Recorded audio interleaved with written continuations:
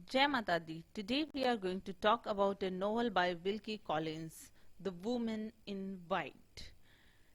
This novel was published in 1860, and this novel is categorized, or we can say falls under the genre of sensational novel or mystery novel.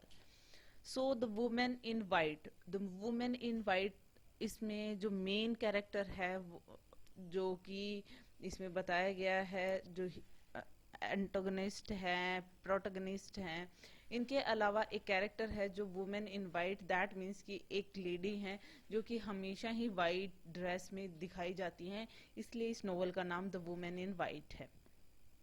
ये इस novel की हम summary discuss कर लेते हैं. ये जो नोवेल है, इनके जो कैरेक्टर्स हैं, फर्स्ट ऑफ ऑल उनकी बात कर लेते हैं. कैरेक्टर्स बहुत ज़्यादा हैं, लेकिन जो मेन कैरेक्टर्स हैं वो यही हैं. इनकी हम बात कर लेते हैं. फर्स्ट ऑफ ऑल वॉल्टर हार्टराइट, ये एक ड्राइंग टीचर हैं जो कि लिम्ब्रिज हाउस आते हैं, और ये लोरा और मरियन के एज ए ट्यूटर इस घर में आते हैं. सेकंड कैरेक्टर है फेडरिक फेयरली. फेडरिक फेयरली जो हैं वो जिस घर में ये ट्यूटर बन के आते हैं, वॉल्टर हार्टरीज, उस घर के मालिक हैं, the head of Limmeridge house. Laura Fairlie जो हैं वो इन्हीं की नीस हैं, फेडरिक फेयरली की ही भतीजी हैं. जो मरियन हेलकॉम्बे है, ये लॉरा की एल्डर हाफ सिस्टर है, दैट मीन्स कि इसकी सौतेली बहन है लॉरा फेयरली की. तो ये दोनों लॉरा और मरियन जो हैं, ये दोनों बहनें हैं. एन कैथरिक है, इसी को वुमेन इन वाइट कहा गया है क्योंकि इस नोवेल में जब इसे दिखाया जाता है तो वो पूरी ड्रेसअप वाइट में ही होती हैं, और ये क्यों वाइट ड्रेस में हमेशा रहती वो भी हम देखेंगे, नोवेल की समरी डिस्कस करेंगे तब. ये illegitimate daughter of Laura's father, मतलब लॉरा के ही फादर की बेटी है, दैट मीन्स लॉरा की ही बहन है. और जेन कैथरीन जो है, ये एन कैथरीन की मदर है. एन कैथरिक जो है, उनकी मदर जेन कैथरिक है, लेकिन फादर जो है वो लॉरा के ही फादर हैं, दैट्स वाई ये illegitimate daughter of Laura's father हैं.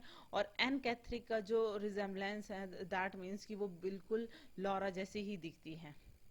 सर पर्सिवल ग्लाइड या बेरनेट जो हैं वो लॉरा फेरली के हस्बैंड हैं, जो कि एक इसमें एंटेगनिस्ट का रोल करते हैं, या फिर आप जिसे विलन कहते हैं. और इस जो नॉवल में काफ़ी मतलब इसका जो कैरेक्टर है बेकार बताया गया है, और किस तरीके से बेकार है वो हम समरी में देखेंगे. काउंट फोस्को और एलेनोर फोस्को, ये हस्बैंड वाइफ हैं. काउंट फोस्को जो है ये पर्सिवल के फ्रेंड है, दैट मीन्स कि जितने गलत वो होते हैं उनका साथ यहाँ पे काउंट फोस्को भी देते हैं. और ये पहले एक इटालियन सीक्रेट ऑर्गेनाइजेशन के मेंबर होते हैं, जिसमें काफ़ी अच्छी पोस्ट पे प्रोफेसर पेस्का भी होते हैं. और यहाँ पे प्रोफेसर पेस्का जो हैं वो एक इटालियन टीचर हैं, और ये वॉल्टर के फ्रेंड हैं. होप आपको जो कैरेक्टर्स हैं वो समझ में आ गए होंगे कि इस तरीके की, बाकी समरी में भी आपको समझ में आ जाएगा. यहाँ पे काउंट फोस्को की जो वाइफ है एलेनोर फोस्को, ये लॉरा की आंट है, दैट मीन्स फेडरिक फेरली की बहन है. ओके, सो इस तरीके से आपको मोटे मोटे कैरेक्टर बता दिए गए हैं. अब हम बात कर लेते हैं समरी की. यहाँ पे जब जैसे ही ये जो नोवेल है ये उस टाइम का है, 1850s में इंग्लैंड में किस तरीके से एक यंग पेंटर है जो कि इसमें दिखाया गया है, वॉल्टर हार्टरिज जिसका नाम है. और यहाँ पे एक आर्ट टीचर या फिर ड्राइंग टीचर की पोजीशन के लिए आता है एज ए ट्यूटर लिम्ब्रिज हाउस में, जो कि कम्बरलैंड में है. जो ये लिम्ब्रिज हाउस है, ये किससे बिलोंग करता है? फेडरिक फेरली से, जो कि यहाँ का हेड है, इस घर का हेड है. ओके, एक हॉट समर नाइट होती है जब ये आता है, मतलब वॉल्टर आता है, वॉल्टर हार्टरीज राइट जो है वो जब आता है नाइट में. एक स्ट्रेंज वुमेन से मिलता है, जो कि एक गली में उन्हें मिलती हैं, और जिसके ड्रेस कम्प्लीटली वाइट होती है. ड्रेस जो है जिसकी हम बात कर रहे हैं वो एन कैथरिक होती है, और वो वाइट ड्रेस में होती है. जो कि उसकी जो मदर होती है, लॉरा की मदर, उनसे उसने ड्रेस किया होता है, और वो काफ़ी, एंड जो कैथरिक है वो काफ़ी इम्प्रेस्ड होती है लॉरा की मदर से, इसलिए वो वाइट ड्रेस में ही रहती है हमेशा। और जब वॉल्टर उसे देखते हैं वो कम्प्लीटली वाइट ड्रेस में, तो उसको काफ़ी अजीब सा लगता है, और उसके बाद में जैसे ही वो देखता है, उनसे बात करते हैं, तो वो जो लेडी होती है, दैट मीन्स जो एन कैथरिक होती है, वो उससे हेल्प मांगती है कि वो उसे एक कैब करके दे। वॉल्टर से जब बातचीत होती है, तो उसे ये भी पता चलता है कि किस तरीके से वो मिसिस फेयरली को काफ़ी ज़्यादा लाइक करती है, क्योंकि जब वो मिसिस फेयरली का नाम लेते हैं कि मैं वहाँ पे एज ए ट्यूटर जा रहा हूँ, तो मिसिस फेयरली का नाम आने पे वो काफ़ी खुश होती है, जो कि लिमरेज हाउस की मालकिन भी होती है, जो कि अब नहीं है इस दुनिया में। और वॉल्टर जो है वो इस तरीके से एन कैथरिक की हेल्प करते हैं एक कैब कैच करने में, क्योंकि वो बचना चाहती है, जो लोग उसे ढूंढ रहे होते हैं, क्योंकि वो एक मेंटल असाइलम से आती है। और उसे मेंटल असाइलम भेजने के जो पीछे रीजन होता है, वो पर्सिवल ग्लाइड का ही होता है, जो कि इस नोवेल में विलन है। सो जैसे ही वॉल्टर जो है वो लिमरेज पहुंचता है, जो कि लिमरेज हाउस पहुंचता है, जो कि कम्बरलैंड में है, वॉल्टर जो है वहाँ पे उन दोनों बहनों से मिलता है, मरियन से मिलता है, लॉरा से मिलता है। और जो मरियन, जो कि लेट फेयरली की ही बेटी है, और अ, उसकी फर्स्ट मैरिज से मरियन होती है, और जो दूसरी मैरिज होती है उससे लॉरा होती है। लॉरा के जो अंकल होते हैं, फ्रेडरिक फेयरली, जिनका ये घर होता है, इस तरीके से वो उन दोनों से मिलता है, दोनों बहनों से मिलता है वॉल्टर। और वॉल्टर जो है वो मरियन को कहता है कि किस तरीके से वो रास्ते में जब वो आ रहा था, तो वो स्ट्रीट में लंदन में किस तरीके से एक वुमन से मिलता है, जो कि वाइट ड्रेस में होती है। मरियन जो है उसको ऐसे लगता है कि उस लड़की का नाम एन कैथरिक ही है, क्योंकि वो अपनी मदर के जो लेटर देखती है, उसमें उसका जिक्र मिलता है, जिससे कि वो उसको पता चल जाता है कि वो एन कैथरिक की होती है, क्योंकि उनकी मदर ने ही उन्हें वाइट ड्रेस में ड्रेसअप किया था, और तब से वो बहुत ज़्यादा लाइक करती थी। दैट मीन्स कि लॉरा और मरियन की मदर को लाइक करती थी एन कैथरिक। मिसिस फेयरली जो है वो इस तरीके से छोटी सी एन से इस तरीके से काफ़ी बहुत ज़्यादा अटैच थी, और कहीं ना कहीं वो इसलिए भी अटैच थी क्योंकि एन की जो शक्ल थी वो लॉरा से काफ़ी मिलती थी, रिजेंबल करती थी। और हमें बाद में ये पता चलता है क्योंकि लॉरा की ही वो बहन होती है, इलिजिमेट टिमेट डॉटर ऑफ लॉराज फादर होती है वो, दैट्स वाई वो रिजेंबल करती है लॉरा से। जब लॉरा के घर पे वॉल्टर आते हैं, तो लॉरा और Walter they both fall in love with each other. But Walter को बाद में जब पता चलता है कि लॉरा की पहले से एंगेजमेंट हो चुकी है सर पर्सिवल ग्लाइड से, जो कि ब्लैक वाटर पार्क, जो कि हैम्पशायर के ऑनर है, हैम्पशायर में एक ब्लैक वाटर पार्क है, उसके ऑनर हैं सर पर्सिवल ग्लाइड। और वो अपने आप को काफ़ी वेल्दी और रिस्पेक्टेड पर्सन शो करता है, लेकिन एक्चुअल में वो कैसा होता है वो हम देखते हैं। एक्चुअल में ऐसा कुछ होता नहीं है, और उसकी एंगेजमेंट हो जाती है, और एंगेजमेंट जो है वो तोड़ भी नहीं सकती लोरा, क्योंकि लोरा भी कहीं ना कहीं वॉल्टर को लाइक करती है। बट वो पर्सिवल ग्लाइड से वो इसलिए एंगेजमेंट नहीं तोड़ सकती, क्योंकि उसके जो फादर, लेट फादर जो हैं, वो इस शादी के लिए कह के गए हैं, वो उनकी बात टालना नहीं चाहती हैं। दैट्स वाई वो इस एंगेजमेंट को नहीं तोड़ सकती हैं। यहाँ पे जो है वो काफ़ी बाउंडेड फील करती है, और इसलिए वो वॉल्टर को कहती है कि तुम यहाँ से चले जाओ। वॉल्टर वहाँ से चला जाता है, लेकिन कहीं ना कहीं जो है सर पर्सिवल ग्लाइड जो है वो कुछ ऐसे हिंट देता रहता है, जैसे कुछ ना कुछ वो सिनिस्टर है, कुछ ना कुछ वो गलत करता है। यहाँ पे मरियन और लॉरा को उस पर शक होता है, और वो ये भी जानते हैं कि कहीं ना कहीं एन कैथरिक, जो कि मेंटल असाइलम में है, उससे भी इसका कनेक्शन है। वो वही रिस्पॉन्सिबल है उसको मेंटल असाइलम में डालने के लिए। यहाँ पे जो वॉल्टर तो है वो जा चुका है सेंट्रल अमेरिका के लिए, और क्योंकि जो यहाँ पे लॉरा है वो शादी नहीं तोड़ना चाहती है पर्सिवल ग्लाइड से, वो चाहकर भी नहीं तोड़ सकती है। सर पर्सिवल ग्लाइड जो हैं वो हर चीज़ का एक्सप्लेन कर देते हैं, एक्सप्लेनेशन दे देते हैं लॉरा को कि जब भी वो कोई क्वेश्चन करती है एन के लिए, एन कैथरिक के लिए, या फिर उसका सस्पिशियस बिहेवियर जो है वो कुछ ना कुछ बातें बना देता है इस तरीके से। और उसके लॉरा के एक्सेप्ट करने के बाद भी कि वो वॉल्टर से लव करती है, वो उसको ऐसी बातों में फंसाता है और एट द एंड मतलब देखा जाता है कि बाद में उनकी मैरिज हो जाती है। और मैरिज वो करता भी किस लिए है, क्योंकि उसमें उस मैरिज में उसका फायदा होता है और लॉरा को नुकसान होने वाला है। क्योंकि यहाँ पे जैसा कि मरियन और लॉरा को उसके ऊपर पहले से ही शक है कि इस शादी के चक्कर में कुछ ना कुछ गड़बड़ है, वो अपसेट हो जाती हैं इस शादी से। बट वो शादी तो एनी हाउ हो जाती है और अब कुछ नहीं कर सकती हैं। लॉरा और पर्सिवल जो हैं वो अपने हनीमून के लिए इटली चले जाते हैं। इन बिटवीन मतलब 6 महीने के बाद जब वो वापस आते हैं ब्लैक वाटर पार्क, जो कि वो सर पर्सिवल ग्लाइड जो कहता है कि वो उसकी प्रॉपर्टी है ब्लैक वाटर पार्क, वो वहां पे आकर रहने लग जाते हैं दोनों, दैट मीन्स लॉरा और सर पर्सिवल। और उनको मरियन भी वहां पे ज्वाइन करती है जस्ट टू कंपनी देने के लिए लॉरा को। जैसे ही वो कपल रिटर्न करते हैं उन दोनों के बीच में कुछ भी अच्छा नहीं होता है। सर पर्सिवल जैसा कि पहले अपना जो भी कुछ बताते थे, जिस तरीके का नेचर बताते थे, अब ऐसा कुछ भी नहीं होता है, वो बिल्कुल बदल गया है।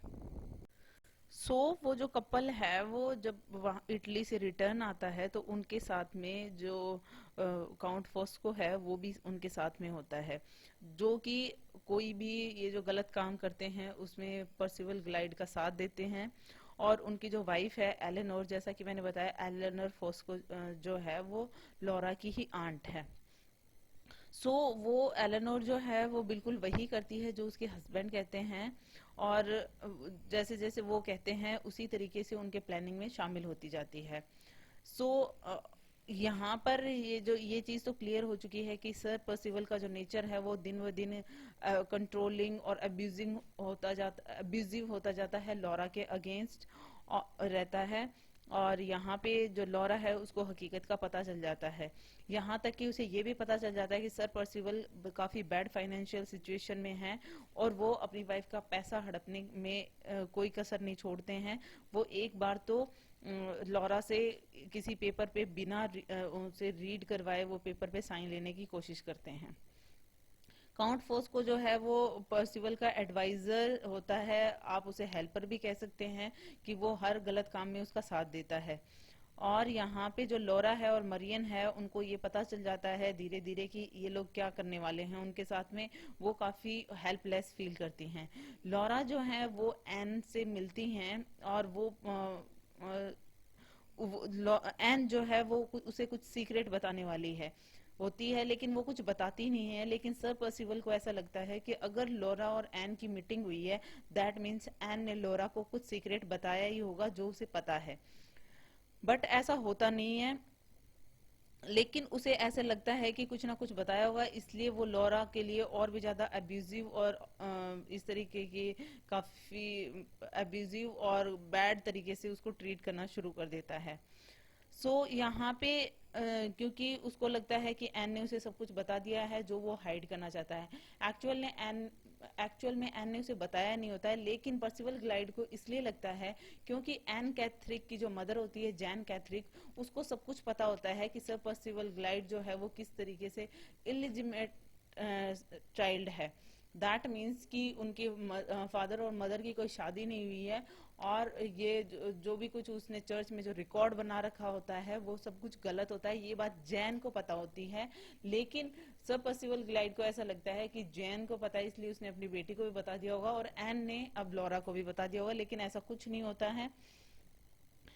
अब लेकिन उनको ऐसा लगता है फोस्को पर्सिवल को, अब वो उनके अगेंस्ट जो है वो कॉन्स्पिरेसी करना शुरू करते हैं।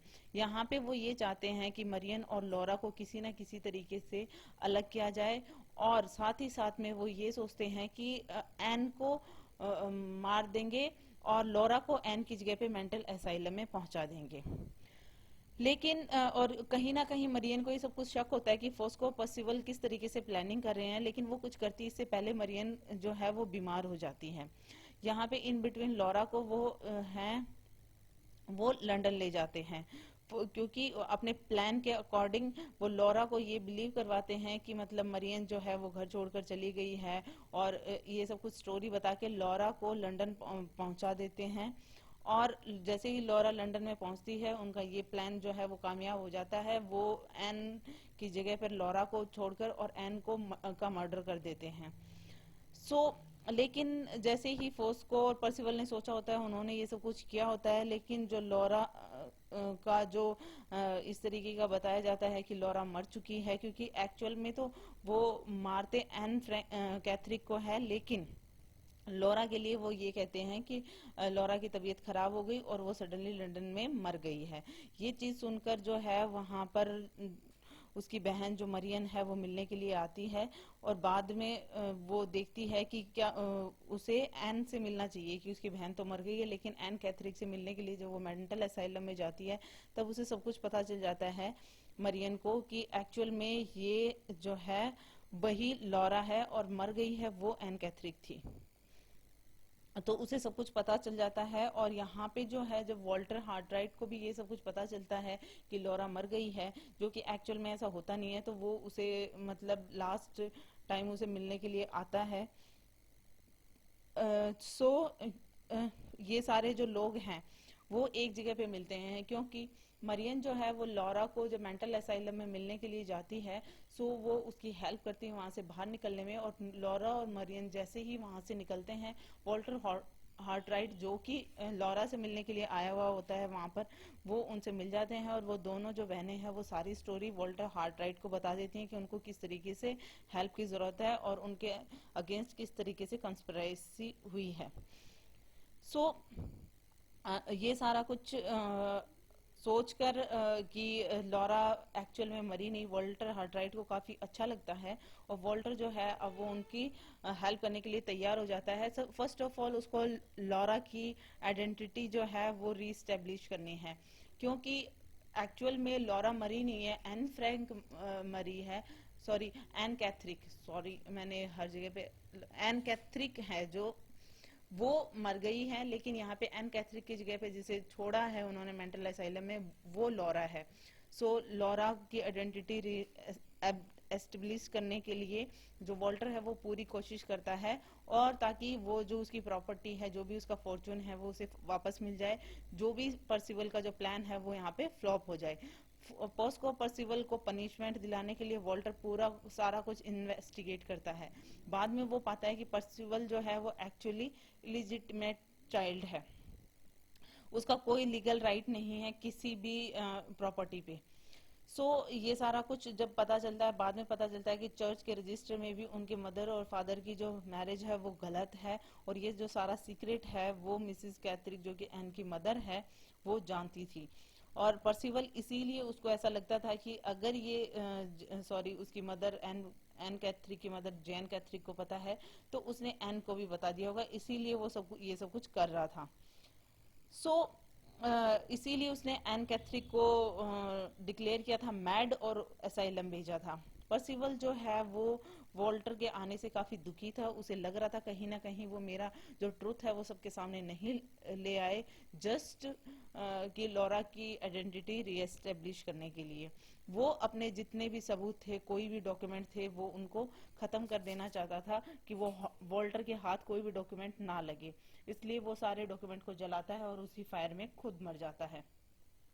पर्सिवल की डेथ हो चुकी है, लेकिन इससे उनको कोई फायदा नहीं होता है, क्योंकि लॉरा की आइडेंटिटी अभी भी री इस्टेब्लिश नहीं हुई है। वो क्या करें कि ऐसा क्या प्रूफ लेके आए कि लॉरा यहाँ पे आई थी, उससे पहले मतलब डेथ हुई थी उसकी।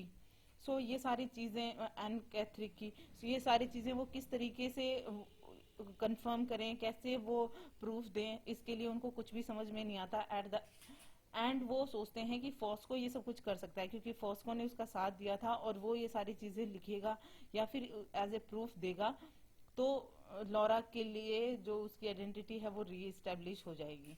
इसके लिए वो जो है वो प्रोफेसर पेस्का का साथ लेते हैं, वॉल्टर हार्टराइट, क्योंकि वो उसके दोस्त होते हैं। और वो जो है वो कहीं ना कहीं जो पहले काउंट फोर्स को, जो कि इटालियन सीक्रेट ऑर्गेनाइजेशन के मेंबर होते हैं, वो इन्हीं के साथ में काम करते हैं। और वो डरते हैं कि कहीं ना कहीं पैस का उसको सारा कुछ पोल ना खोल दे, जो भी उसने गलत काम किए हैं। इसलिए वो डर जाता है काउंट फोर्स को, और वो सारी चीजें बता देता है कि किस तरीके से रिसेंबल करती हैं दोनों सिस्टर्स। और क्योंकि वो लॉरा की ही फादर की इलिजिटिमेट डॉटर होती है, और ये सारी चीजें बता देते हैं। और एक्चुअल में वो मरी है, लॉरा नहीं मरी है। वॉल्टर और उसका जो ओल्ड फ्रेंड प्रोफेसर पेस का है, ये सब कुछ मिलकर ये सारा कुछ क्लियर कर लेते हैं, और ये सारे चीजों से वो बाहर आ जाते हैं। सारा कुछ जो फॉस्को है वो लिख कर दे देता है अपना कन्फेशन में, और इस तरीके से लॉरा की आइडेंटिटी जो है वो रिस्टोर हो जाती है। और बाद में जो है वो एन कैथरिक जो है फाइनली ये क्लियर हो जाता है कि उसकी डेथ हुई है, और जो कि मिसिस फेयरली को काफी लाइक करती थी।